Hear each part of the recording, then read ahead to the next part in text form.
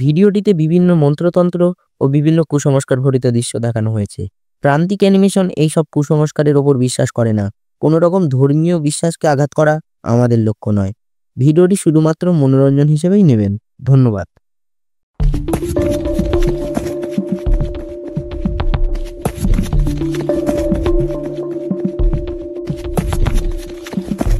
ও নিতাই, একটু তাড়াতাড়ি চলো, তোমার মেয়ে কেমন করছে?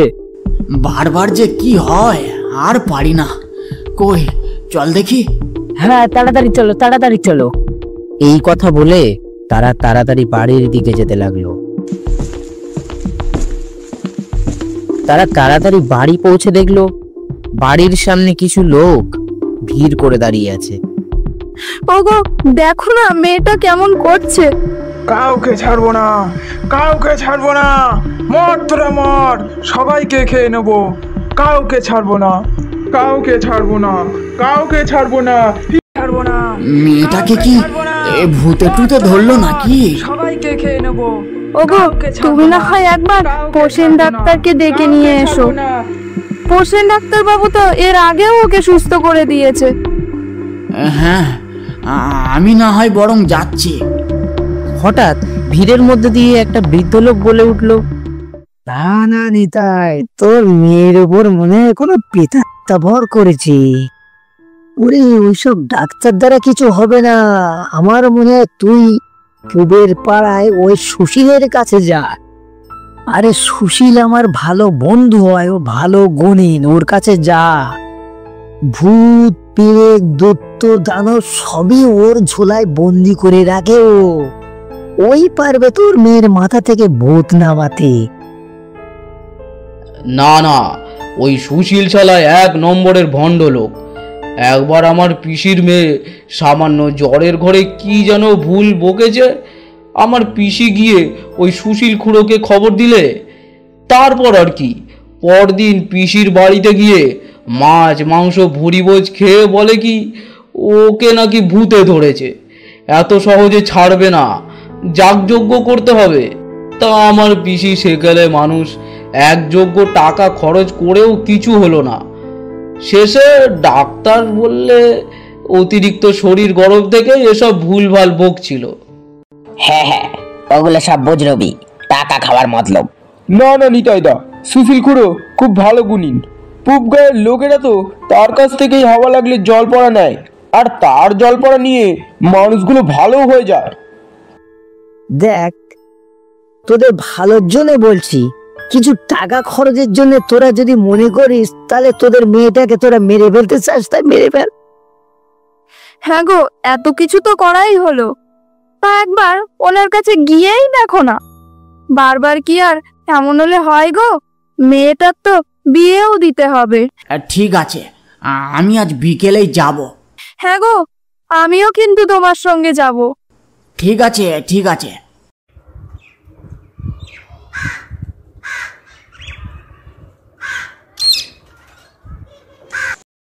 বিকেল বেলা তারা দুজন পূব গায়ের দিকে রওনা দিল। নিতাই ও তার বউ সুশীল খুড়োর বাড়িতে এসে পৌঁছালো। সুশীল খুড়ো তখন বারান্দায় বসে গুরুক গুরুক তামাক খাচ্ছে। কি ব্যাপার, তোমরা কারা? নমস্কার, আমরা বড় বিপদে পড়ে আপনার কাছে এসেছি। হ্যাঁ, আমার মেয়েটা কেমন একটা যেন হয়ে গেছে, মনে হয় ওকে ভূতে পেয়েছে। হ্যাঁ সুশীলদা, আমারও তাই মনে হচ্ছে। সুশীল খুড়ো মনে মনে ভাবতে লাগলো, যাক, এবার একটা মুরগি পাওয়া গেল। ওসব ভূত টুত কিছু হয় নাকি? এরা কি বোকা? যাক, আমার আর কি। কি হলো, কি ভাবছেন? হ্যাঁ হ্যাঁ, আরে আমি তো মেয়েটাকে না দেখে কিছু বলতে পারবো না। আপনারা কোথা থেকে এসেছেন? আগে আমরা ওই পাশের গাঁ থেকে এসেছি। তা ঠিক আছে, কাল আমি তোমাদের বাড়িতে যাব, দেখি তারপর কি করা যায়। তোমরা এখন সাবধানে বাড়ি ফিরে যাও। ঠিক আছে, আপনি অবশ্যই যাবেন। ওখানে গিয়ে আপনি যে কেউকে জিজ্ঞেস করলেই আমার বাড়ি দেখিয়ে দেবে। ঠিক আছে ঠিক আছে, তোমরা এখন এসো। তারপর তারা দুজন সেখান থেকে চলে গেল।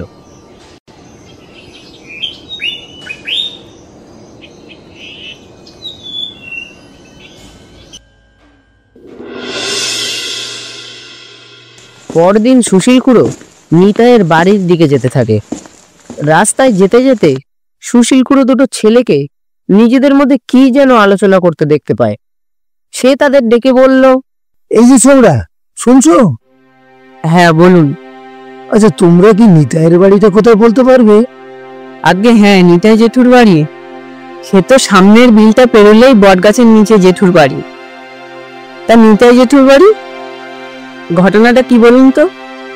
আসলে নিতাই আর ওর বউ কাল আমার বাড়িতে গিয়েছিল। ওর মেয়েকে নাকি ভূতে পেয়েছে, তাই আমাকে ভূত ঝাড়িয়ে দেওয়ার জন্য ওরা আসতে বলেছিল। হ্যাঁ, নিতাই জেঠুর মেয়ে প্রায় এরম পাগলামি করে। তাদের মধ্যে দ্বিতীয় ছেলেটি বলল, আরে না না, ওসব ভূত টুত কিছু আছে নাকি? নিতাই জেঠু মেয়ে প্রায় ওরকম করে। আরে না না, ওরকম কত লোকের মাথা থেকে আমি ভূত নামালাম, তোরা ওসব বিশ্বাস করবি না। আরে ওসব ভূত টুত কিছু আছে নাকি? সুশীল এবার ছেলে দুটির ওপর অত্যন্ত রেগে গিয়ে বলল, আরে বেশি বকিস না তো, কালকের ছেলে তুই। গাল টিপে তো দুধ বেড়ে, তুই আবার আমাকে বোঝাতে এসেছিস? সুশীল এবার সেখান থেকে চলে যেতে লাগলো। কিছুটা যাওয়ার পর সে দেখলো নিতাই আসছে। নিতাই বলল, আরে সুশীলদা, আপনি চলে এসেছেন? যাক, ভালোই হলো। চলুন চলুন, আমার বাড়িতে চলুন। এই বলে তারা দুজন নিতাইয়ের বাড়ির দিকে রওনা দিল। যেতে যেতে সুশীল বলল, তো নিতাই, তোর মেয়ে এখন কেমন আছে? আরে সুশীলদা, সে তো আজ সকালবেলা থেকে বারান্দায় বসে কি সব উল্টো পাল্টা বকেই চলেছে। হ্যাঁ, বুঝতেই পারছি। ব্যাপারটা আমাকে একটু ভালো করে খতিয়ে দেখতে হবে। এই বলে তারা দুজন রাস্তা দিয়ে যেতে লাগলো। কিছুক্ষণ পর তারা দুজন এসে পৌঁছালো নিতাইয়ের বাড়ির সামনে। আসুন আসুন। গিন্নি, এই দেখো, সুশীলদা চলে এসেছেন। নিতাইয়ের বউ বাইরে এসে বলল, ও, আপনি চলে এসছেন? যাক, ভালোই হলো।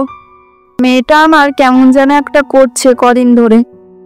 আপনাদের মনে হয় বাস্তুদোষ আছে, ওটা আমাকে হাতচাল করে দেখতে হবে কি আছে না আছে। হ্যাঁ, সে না হয় আপনি করবেন। এখন আপনি খেয়ে নেবেন, চলুন। অনেক বেলা হয়ে গেছে। বাবা, এরা তো বেশ বোকা লোক। টাকাও দেবে, আরো মধ্যাহ্ন ভোজের ব্যবস্থাও করেছে। যাক, বেশ জমিয়ে খাওয়া দাওয়াটা হবে। কি হলো, আপনি কি ভাবছেন? হ্যাঁ, কিছু না, চলুন চলুন। এ দেখো, তুমিও খেয়ে নেবে, চলো। তারপর তারা দুজন খেতে বসলো। নিতাইয়ের বউ তাদের খাবার বেড়ে দিল। মাছ, মাংস, মন্ডা, মিঠাই, কত কি। নিন, আপনি এবার খাওয়া শুরু করুন। এ দেখো, তুমিও খেয়ে নাও। তারপর দুজন খাবার খেতে শুরু করলো। খাওয়া দাওয়া শেষে সুশীল বলল, খাওয়া দাওয়া তো সবই হলো, তা নিতাই, এবার কাজ শুরু করা যাক। শোনো, আমার কিছু জিনিস লাগবে, সেগুলো এনে দাও। হ্যাঁ বলুন, কি কি লাগবে? আমি সব ব্যবস্থা করে দিচ্ছি। ওই তেমন কিছু না, 5 বাক্স ধূপ আর 2 কৌটো সিঁদুর আর 4টে লেবু আর একটা নারকেল, এগুলো হলেই হবে। আচ্ছা, আমি সবকিছু ব্যবস্থা করছি। শোনো, এগুলো কিন্তু খুব কষ্টের কাজ, অনেকটা টাকা খরচ হবে কিন্তু। আগে কত টাকা? তা প্রায় 10,000 টাকার মতো।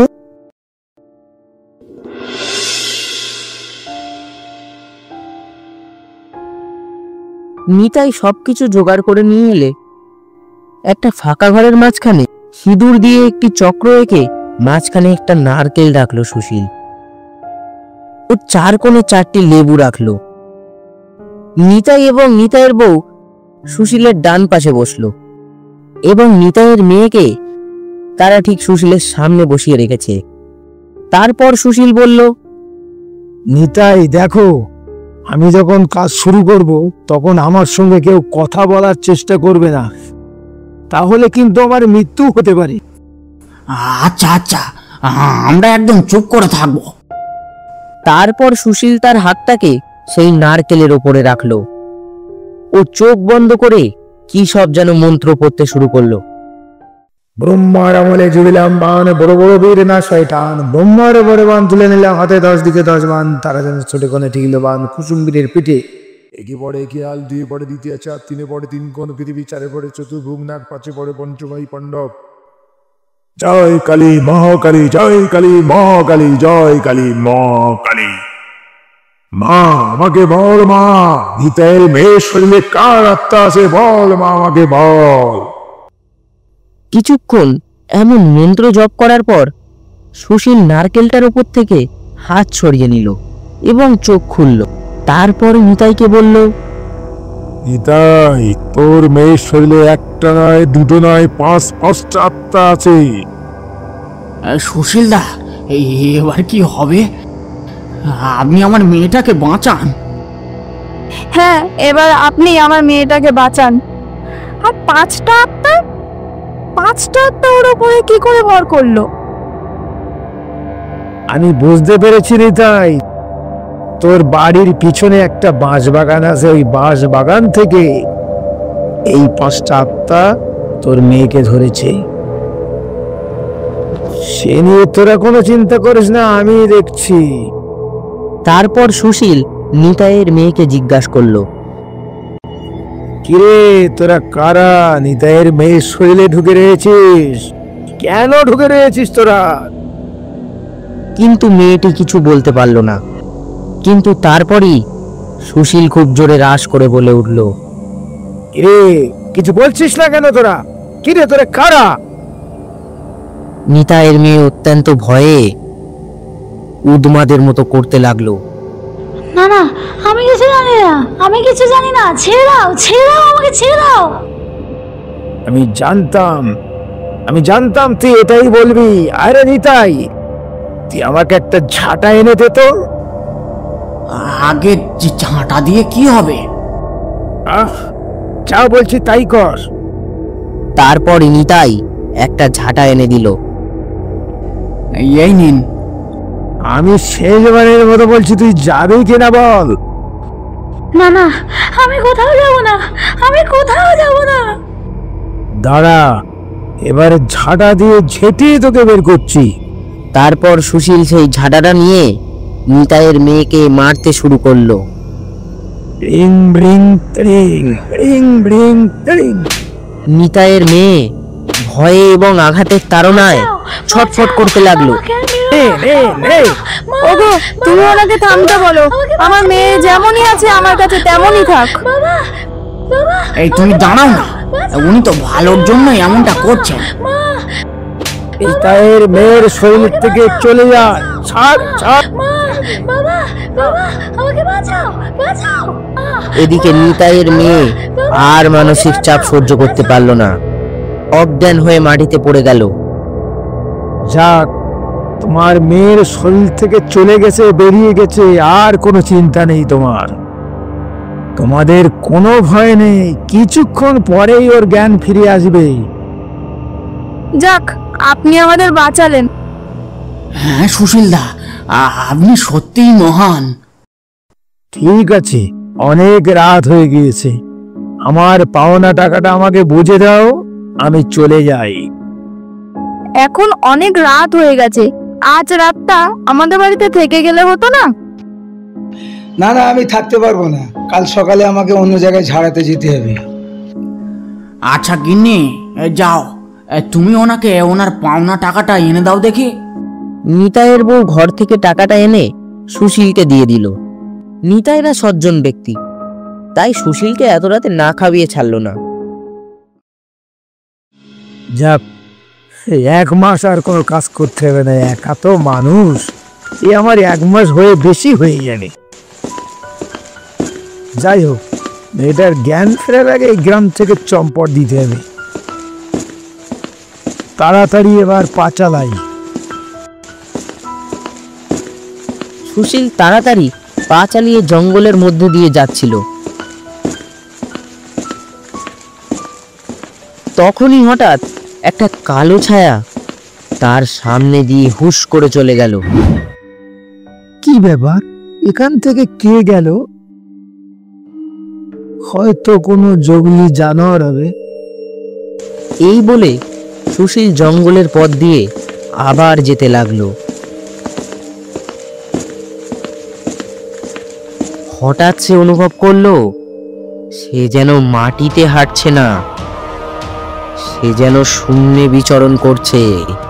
তারপরে সে নিচে তাকিয়ে দেখে সে শূন্যে ভেসে আছে, তার পা আর মাটিতে নেই।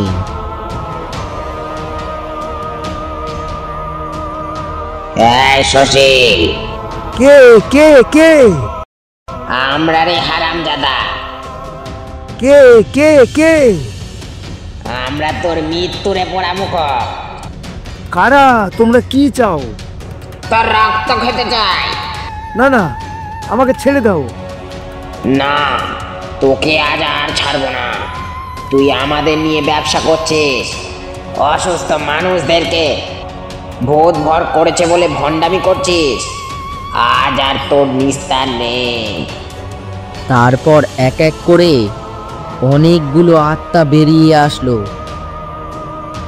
আর আন্দোলনের স্বরে বলল, না না, আমাকে ছেড়ে দাও।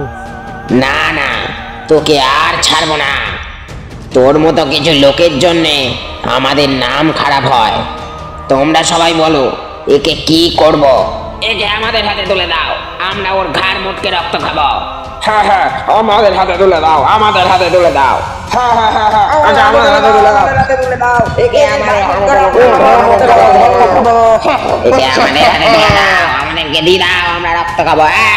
কি বলো বন্ধুরা তোমরা সবাই? কি বলো? আমরা মহাভোজ করবো। ঠিক আছে, যাও। তোমরা যখন বলছো, একে তোমাদের হাতেই তুলে দিলাম। সুশীল এবার চিৎকার করতে শুরু করলো, কে আছো? বাঁচাও বাঁচাও, আমাকে বাঁচাও, বাঁচাও আমাকে বাঁচাও।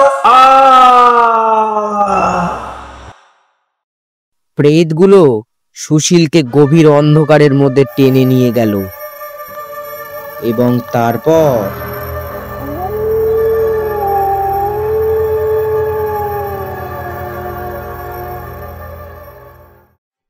আজকের গল্পটা কেমন লাগলো আমাদের কমেন্ট করে জানাও। ভিডিওটি ভালো লাগলে অবশ্যই বন্ধুদের মধ্যে শেয়ার করতে ভুলো না। ভিডিওটিতে একটি লাইক করে তোমাদের ভালোবাসা দেখিয়ে যাও। ধন্যবাদ।